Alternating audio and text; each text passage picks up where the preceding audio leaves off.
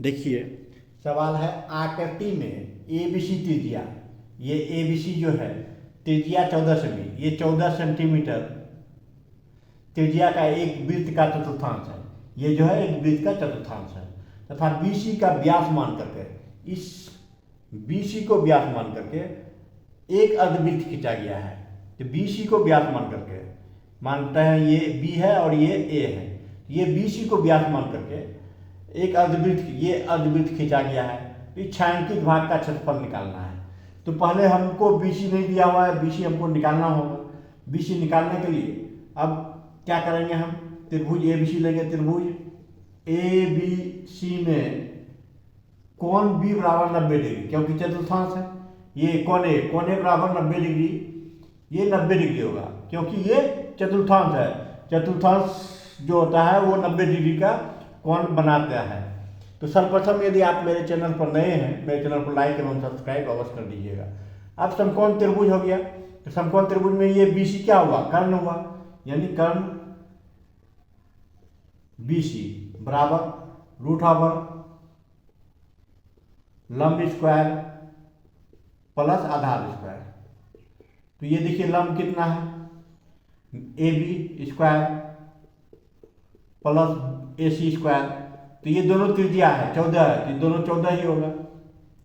14 square plus 14 square, तो ये हो गया 196 प्लस 196, यानी इतना हो गया बराबर 14√2 सेंटीमीटर। ये निकल गया बीसी, इसका त्रिज्या ये व्यास निकल गया है। अब इसको मान करके इसका क्षेत्रफल निकालना है। इसके लिए हमको पहले इस वृत्तखंड का क्षेत्रफल निकालना होगा। तो वृत्तखंड का क्षेत्रफल निकालने के लिए क्या करेंगे, त्रिज्यखंड का क्षेत्रफल निकालेंगे। त्रिज्यखंड का क्षेत्रफल, तो त्रिज्यखंड का क्षेत्रफल निकालने के लिए हम क्या करेंगे, इस त्रिज्यखंड का क्षेत्रफल निकालने के लिए क्या होगा, थीटा बटे 360 डिग्री गुना पाई आर स्क्वायर।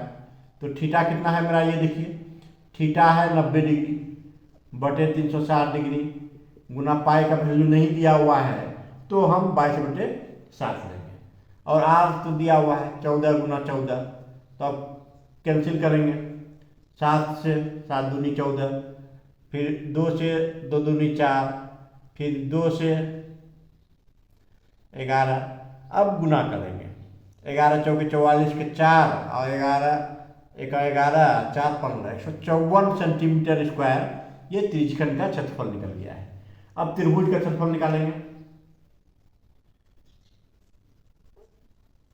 त्रिभुज समकोण त्रिभुज है, ये 90 डिग्री है, समकोण त्रिभुज है। Half A C Guna A B होगा, आधार गुना लंब। तो हाफ ए सी दिया हुआ है 14 गुना 14,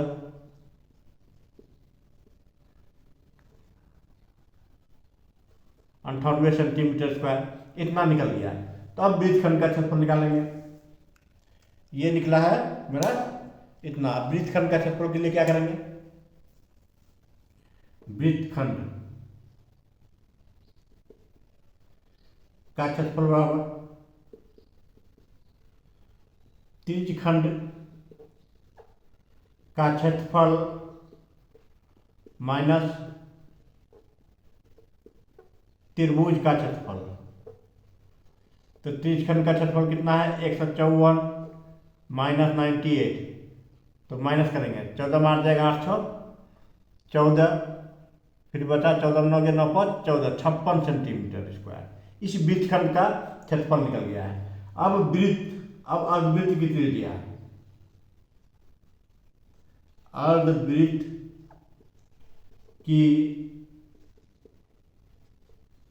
त्रिज्या, तो अर्धवृत्त का त्रिज्या कितना हो जाएगा, इसका व्यास निकला हुआ है 14√2 बटे 2, 2 सती 14, यानी 7√2 हो गया अर्धवृत्त का त्रिज्या। अब इसका क्षेत्रफल निकालेंगे।